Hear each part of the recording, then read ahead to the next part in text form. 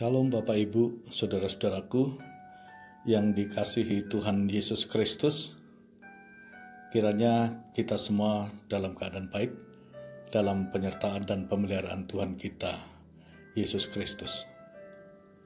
Saya ingin mengajak kita merenung sejenak tentang pikiran akhir zaman.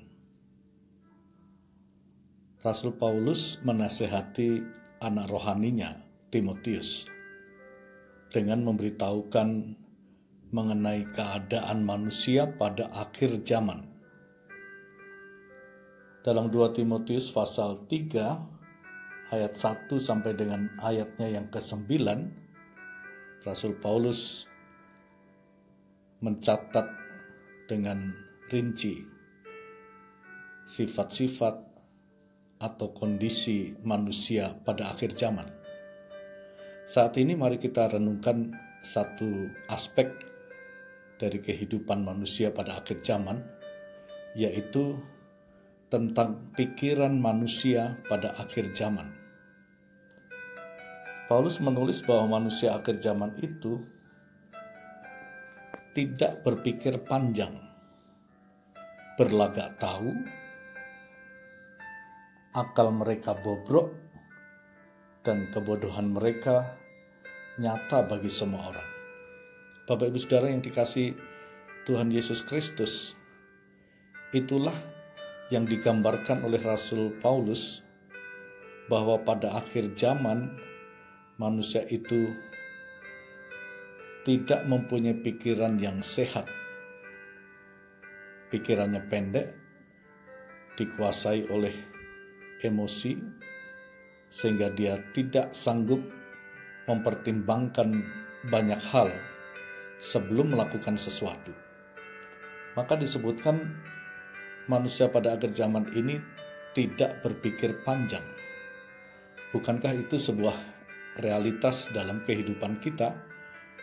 Kita menjumpai fakta bahwa ada begitu banyak peristiwa-peristiwa terjadi yang sangat tragis dalam kehidupan manusia. Pembunuhan misalnya, yang hanya disebabkan oleh hal-hal sepele, disebabkan oleh uang beberapa rupiah saja, orang tidak segan-segan untuk membunuh sesamanya misalnya. Orang tidak berpikir panjang. Begitulah manusia menjadi semakin picik menggunakan pikirannya atau akal budinya. Paulus juga mengatakan manusia itu berlagak tahu, sok pintar, padahal sesungguhnya dia tidak memiliki pengetahuan akan kebenaran dengan cukup. Paulus mengatakan mereka tidak pernah dapat mengenal kebenaran, tetapi orang akhir zaman seolah-olah mempunyai pikiran yang benar. Maka benarlah kata Amsal, setiap orang menyatakan kebenaran menurut pengertiannya sendiri. Begitulah manusia akhir zaman itu berlagak tahu, tetapi sesungguhnya tidak tahu. Utamanya mengenai kebenaran firman.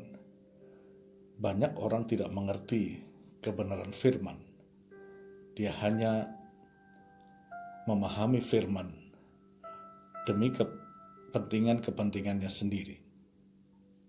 Begitu juga Paulus akhirnya menyimpulkan bahwa akal manusia itu telah bobrok, satu keadaan yang sangat rusak, yang sangat memprihatinkan, yaitu satu keadaan pikiran manusia yang telah sungguh-sungguh terpisah dari Tuhan.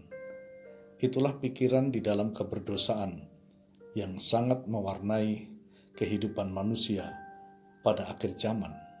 Itulah maka Paulus menyebutkan akal manusia itu bobrok, dan dengan demikian kebodohan mereka semakin nampak dengan jelas.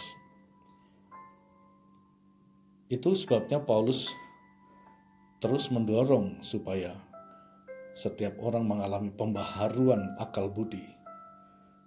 Dengan mengalami pembaharuan akal budi, maka pikirannya mengenal Kristus, dan mengalami pembaharuan di dalam kehidupannya, utamanya dalam hubungannya dengan Tuhan. Maka setiap orang percaya pun diingatkan oleh Paulus, perhatikanlah dengan seksama bagaimana kamu hidup. Jangan seperti orang bodoh, jangan seperti orang yang bebal, atau seperti orang mabuk. Bapak Ibu Saudara yang dikasihi Tuhan Yesus Kristus, akal budi yang dikuasai dosa melahirkan dosa. Tapi akal budi yang dibaharui di dalam Kristus, dia akan memikirkan perkara-perkara di atas, memikirkan apa yang baik dan benar di mata Tuhan. Kiranya Tuhan menolong kita semua, Bapak Ibu Saudara yang kekasih. Tuhan Yesus memberkati. Salam dari Kota Wisata Batu. Saya Pendeta Sudarmanto. Amin.